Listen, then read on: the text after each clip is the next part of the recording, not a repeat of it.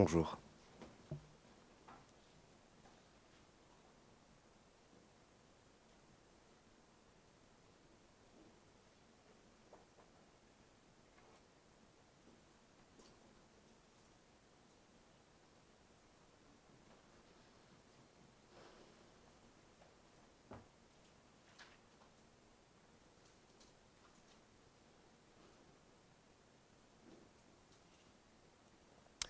Ceci n'est pas une montre, ce n'est pas une pipe non plus. Ceci est la matérialisation du temps. Mais ce n'est aussi qu'une montre, alors vous m'en ferez grâce. Face à un petit objet comme ceci, je me dois de baisser les armes, car nous sommes ici entre amis. 30 secondes viennent de s'écouler. Chacun réagit de manière différente, mais qui, parmi vous, considère avoir perdu son temps? Qui considère avoir été patient? Là s'observe une illustration qui va me permettre de nourrir mon propos.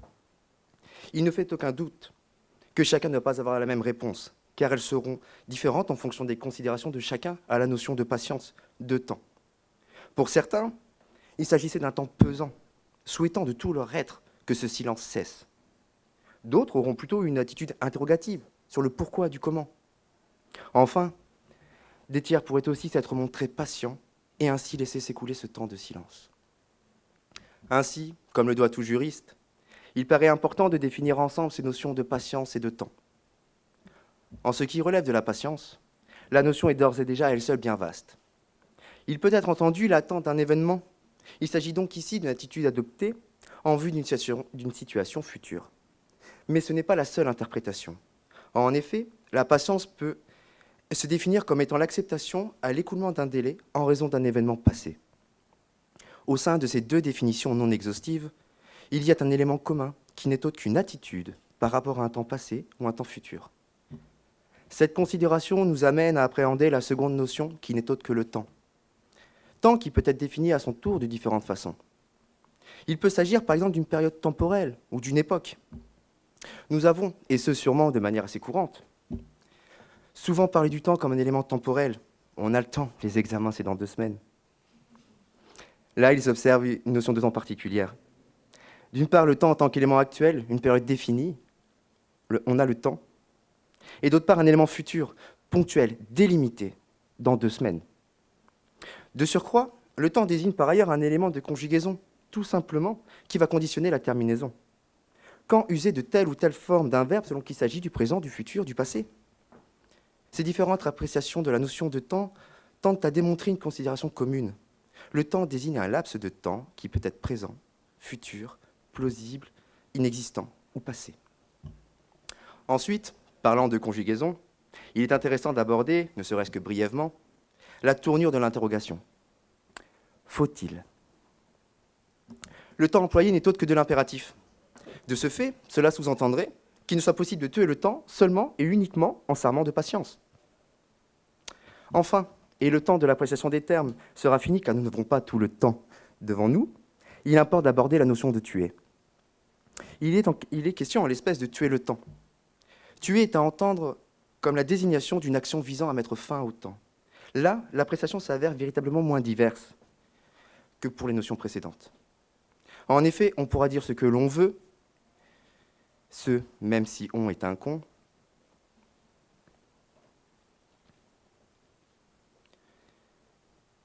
que tuer désigne purement et simplement la fin, la suppression, l'effacement. Je suis certain que toutes et tous, ou presque, ont pensé au droit pénal et la répression des crimes. Il est vrai, il est quand même demandé s'il faut s'armer pour tuer. Alors certains diront qu'il ne s'agit que d'une personnification du temps, mais que ce n'est qu'une image. J'aimerais leur expliciter mon propos. Nous le savons tous ici, pour condamner une infraction, il faut un élément légal, moral et matériel. L'élément légal est constitué par l'article 221-1 du Code pénal, disposant que le fait de donner volontairement la mort à autrui constitue un meurtre. Il est puni de 30 ans de réclusion criminelle. L'élément moral est représenté par l'intention de tuer, la volonté. Enfin, l'élément matériel peut être appréhendé par le fait de s'être armé. Bien qu'il s'agisse que d'une interrogation et non une commission, cela reste punissable au regard du Code pénal en son article 1121-5, disposant à son tour que la tentative est constituée dès lors que, manifestée par un commencement d'exécution, Elle n'a été suspendue ou n'a manqué son effet qu'en raison de circonstances indépendantes de la volonté de son auteur. Or, par considération purement juridique, la réponse est catégorique. Il est illégal et puni par la loi de tuer. Qu'ainsi, il ne faut pas qu'on s'arme de patience pour tuer le temps, car il ne faut tout simplement pas tuer. Notre propos pourrait prendre fin ici. La loi est la loi, nous en sommes tous convaincus et défenseurs. Pour autant, nous ne pouvons nous limiter à cette conception juridique, car, nous l'avons évoqué précédemment, on est un con. On pourrait considérer qu'il est au-dessus des lois, ou qu'en tuant le temps en s'armant de patience, il arrivera à commettre l'infraction sans pour autant être puni, et ainsi grossir les rangs des infractions non connues, communément appelées chiffres noirs. De ce fait, par acquis de conscience, je me dois d'étudier la question d'un point de vue plus profane. Pour ce faire, je vais tenter de considérer la question d'un point de vue plus philosophique. L'interrogation est ici de savoir si pour que le temps soit tué, il nous faut être patient. À cela, la première réponse qui nous viendrait serait positive. En effet, quand nous étions petits, nous attendions Noël avec impatience, et dès lors nos parents nous disaient de nous montrer patients, de prendre notre mal en patience, d'accepter que le temps passe. Là, la réflexion s'avère intéressante. En effet, cette considération tendrait à considérer que le temps qui doit s'écouler est un mal, ou tout du moins nous fait ressentir un mal. Mais l'illustration de cette question peut aussi s'observer en d'autres situations telles que par rapport à un événement passé. Par exemple, lorsque nous apprenons une mauvaise nouvelle, ou qu'un événement survient et nous fait souffrir. Il est coutume d'entendre cette phrase de notre entourage, se voulant compatisant, mais ô combien énervante. Laisse le temps au temps, ou laisse le temps faire les choses. Merci, avec ça c'est génial, je vais beaucoup mieux. Ce qui résulte de ces deux exemples non exhaustifs est qu'on veut tuer le temps pour effacer une souffrance, une douleur, un mauvais ressenti. Ainsi, la volonté de tuer le temps prend tout son sens, et peut même paraître légitime. Légitime défense, me dira on. On se calme. J'ai précisé à l'incipit de cette seconde partie de mon propos que j'aborderai une approche plus profane et non pas juridique. Reprenons. Il peut être considéré en l'espèce que pour tuer le temps, il nous est possible de s'armer de patience afin de mettre fin à un temps douloureux, mais c'est une erreur. Nous sommes dans le faux si telle est notre considération. Car nous ne tuons pas le temps en étant patients. Vos visages perplexes me font me dire que je dois expliciter mon propos. Prenons du recul sur cette situation.